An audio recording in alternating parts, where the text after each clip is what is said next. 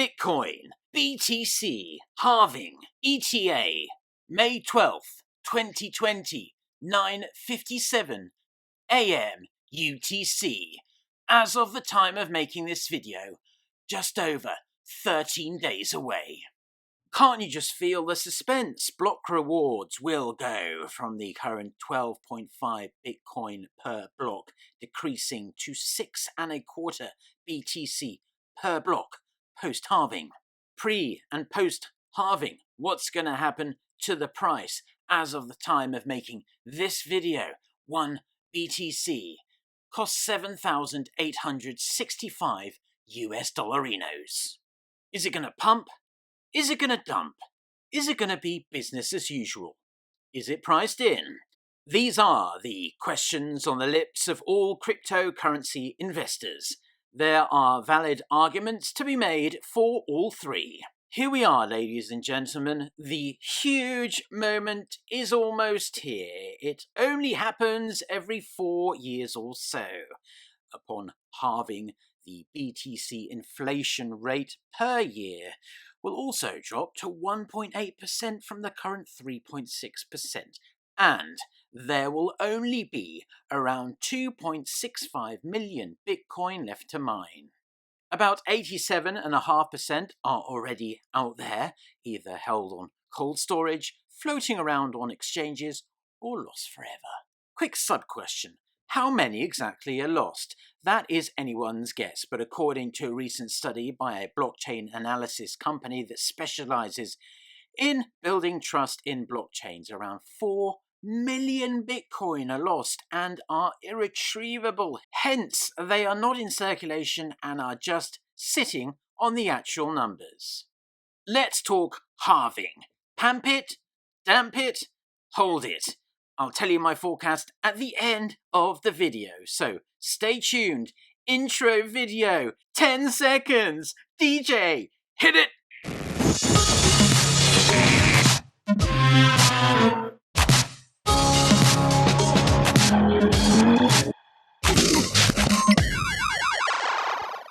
Crypto Frog, back at ya! Bitcoin halving is on the horizon. Let's start with the bullish outlook for the halving. Optimism to start.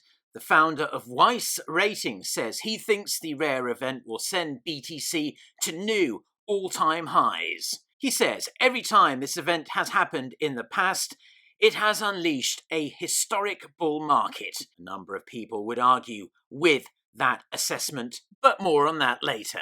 The halving means the inflation, the number of BTC mined a day, will drop from 1800 BTC to 900 in the click of a finger. That will put the inflation rate at 1.8%. Twitter CEO and founder Jack Dorsey recently said he is bullish on the halving, calling the Bitcoin white paper poetry and one of the seminal works of computer science. And this is coming from the guy who invented Twitter.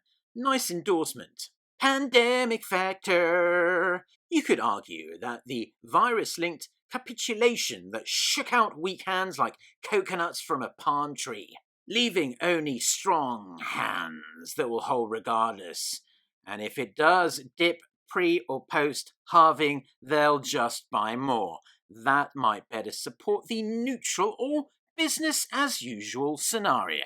I don't think we should discount the effect of the virus and the enormous spike in unemployment. If you aren't sure where you're going to get next month's rent or even your next meal, you ain't going to be interested in buying Bitcoin, halving or not.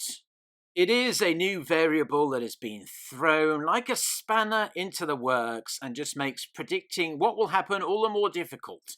Look at the entire macroeconomic picture, if you will, and overall it ain't looking pretty, far from pretty. Much like that woman you took home from the club the other night after too many tequila shots. On the pamp camp again, the halving event will get play in the mainstream media, and this may boost normie FOMO prior to the halving. A big upward move in the coming days would, of course, amplify that. But some warn people not to get too carried away, saying investors, especially institutional ones, are more focused on other macroeconomic issues, such as the European Central Bank and the Fed firing up the printing presses to unprecedented levels. The world economy is in the toilet. Maybe there are more important things to monitor. Yeah, right. Bitcoin and crypto is everything. Everything, I tell thee. One of these analyst types said the supply shock of the halving is so subtle to be even noticed, considering the insane amounts that are sloshing around exchanges every minute, hour, day, and week of the year. To be quite honest, he makes a good point. The Fed's temporary insanity reacting to this pandemic, you could argue that they've always been insane, has drawn attention away from the halving of Bitcoin rewards. As we edge toward the more bearish scenarios, it's worth pointing out that the options markets are certainly nervous about a dump. The put-call open interest ratio has been rising all month. What does this mean? Essentially, it means that the market is hedging BTC's downside risk pre-halving. Post-halving, well, those that ignore history are doomed to repeat it, said someone famous. They are probably dead right now. History tells us there is usually a pullback after these halving events. Also, if you look at the recent Bitcoin Cash halving, not the same animal as Bitcoin, of course, not suggesting that, but if that paints a picture, the BCH price has been getting hammered ever since, although that halving was botched. More on that in my Bitcoin Cash video, worth a watch. Subscribe. Needless to say, miners fled in droves. If the halving is priced in, this could also trigger a crash post-halving. Also, sell the news, a popular phrase in trading and particularly true in crypto. Lots of people are reducing their exposure to altcoins too, because if BTC tumbles, well, we all know what happens to alts. It's like musical chairs, fun, but when you're the one left standing up alone and disappointed, it sucks. Some analysts might say it might be a touch risky to be massively overexposed to alts over this next couple of weeks/months. It's going to be a roller coaster. Always better to be safe than sorry. Missing a few altcoin pumps is better than getting wrecked. Trust me, I know. There is also a concern, warranted in my opinion, that if Bitcoin doesn't want to play immediately after halving, aka not pump, to the moon, there could be a mass hissy fit, smashing the closest thing to hand. And more importantly to us, rage dumping their Bitcoin, causing a cascading effect. If this event gets built up to be a money-printing get-rich-quick scheme and the impact of that is a wet sponge hitting a window, expect the sell pressure to start. And things quickly spinning into a viciously dreadful bear cycle. All I'm saying is have your big boy pants on, have an Adderall and a couple of Red Bull, and don't take your eyes off the Bitcoin price on May 12th if you are throwing big bucks around. My verdict: Bitcoin will continue to grow in price steadily pre-halving. Post-halving, I'm still on the fence. Mid to long term on Bitcoin, I'm super bullish. What I'm more leaning towards is that short term, some of these guys, BTC miners, might throw their hands up and go, fuck this shit.